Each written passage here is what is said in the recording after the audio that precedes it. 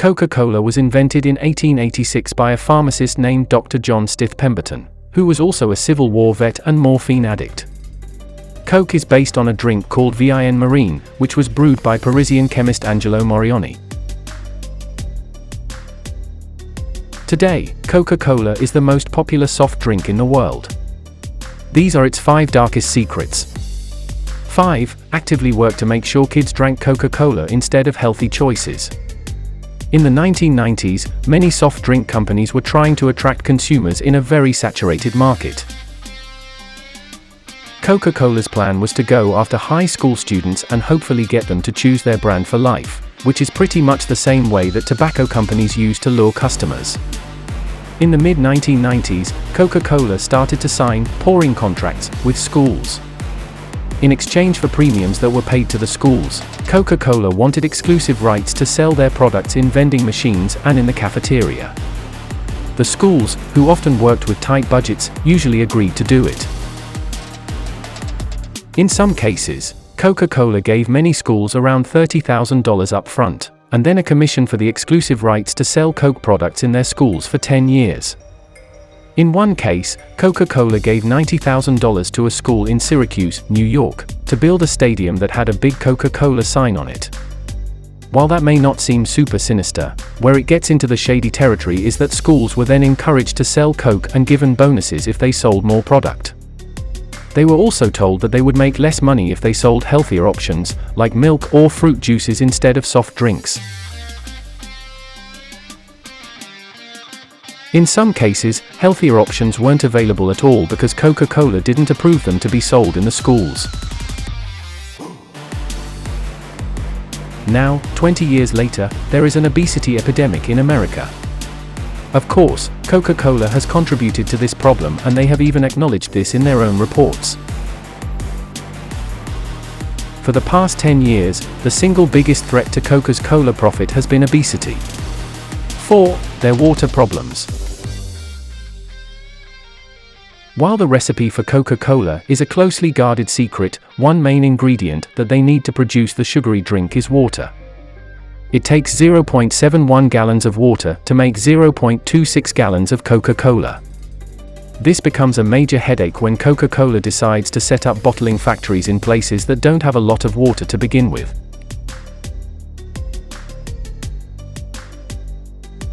Examples of where this has happened are in several states in India, and several places in Latin America.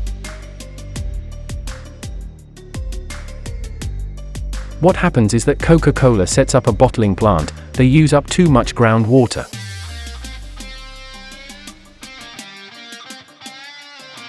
This causes water shortages in the area, which means there isn't enough water to drink or to irrigate crops, which then leads to food shortages. After a decade of protesting, one plant in India was shut down in 2015. But Coca-Cola plants using up too much local water is still a problem in India, Latin America, and in developing countries around the world. 3. Coca-Cola no longer contains cocaine, for a pretty racist reason. One of the most famous rumors about Coca-Cola is that the original recipe used cocaine, and it's totally true. They used coca leaves which contained the cocaine alkaloid, which is used to make powdered cocaine.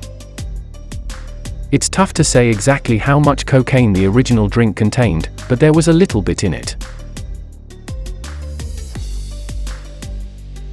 Also, the original Coca-Cola was alcoholic as well. However, in 1886, Atlanta, where Coke was bottled, enacted prohibition. So the alcohol was removed and more sugar was added, but the cocaine remained an ingredient in the drink for the next decade. In 1899, Coca-Cola started selling their drinks in bottles. The bottles were popular among African Americans because they didn't have access to fountain pop due to segregation laws.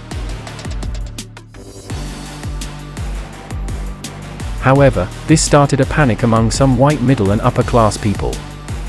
Some very vocal members of those communities were terrified that black people who were empowered by a cocaine drink might start attacking them, and they wouldn't be able to stop them.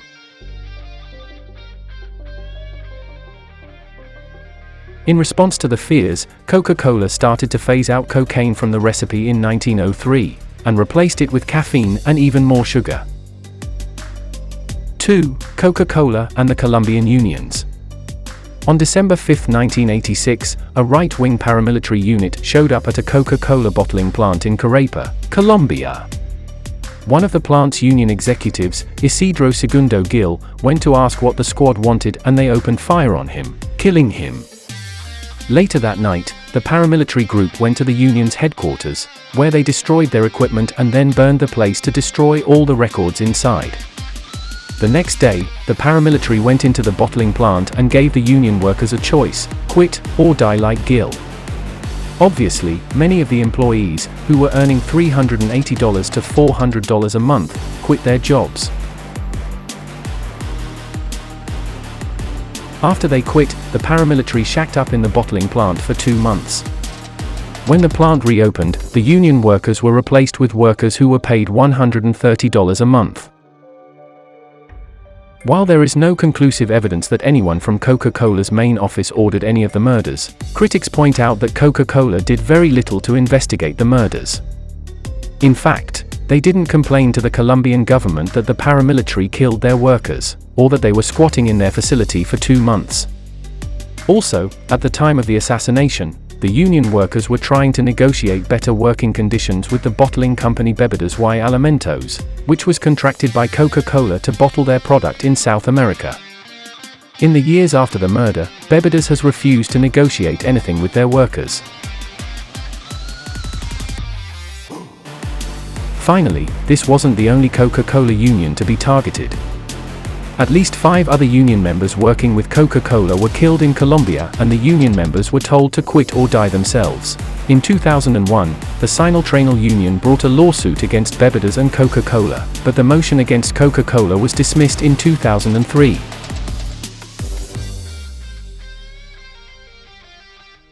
1. Coca-Cola and Peruvian farmers. As we've mentioned, the original Coca-Cola formula contained a small amount of cocaine. When they changed the formula, they had a company called Maywood Chemical Works, which is now the Stepan Company, import coca leaves into the United States from Peru. Once in the United States, Stepan, who still imports the coca leaves for Coca-Cola, removes the alkaloid that is the key component in powdered cocaine, and then they send Coca-Cola the decocainized coca leaf extract. As for what Stepan does with the cocaine alkaloid? Well, they sell it under government supervision for medical use. For over a century, when drug laws were enacted like the Harrison Narcotics Act of 1914 and the Jones-Miller Act of 1922, they made special exemptions to allow Coca-Cola to keep importing coca plants, making them one of the few American companies that were allowed to import the coca plant. As time went on, Coca-Cola's popularity increased and Stepan couldn't sell all the cocaine alkaloid it extracted. This led to special legislation being passed so that Stepan could destroy the excess cocaine alkaloid under government supervision. The problem is that coca leaves can be used to make many other products besides Coca-Cola and cocaine like tea, candies, and flour, but the coca farmers in Peru, called cocaleros, can only access the American market through Coca-Cola because of the drug laws that were enacted to stop cocaine from getting into America. With only one purchaser of their product, the cocaleros can do little more than accept Coca-Cola's terms. As a result, the farmers stay poor, while Coca-Cola made $41 billion in 2016. What are your thoughts on Coca-Cola? Do let us know in the comments below.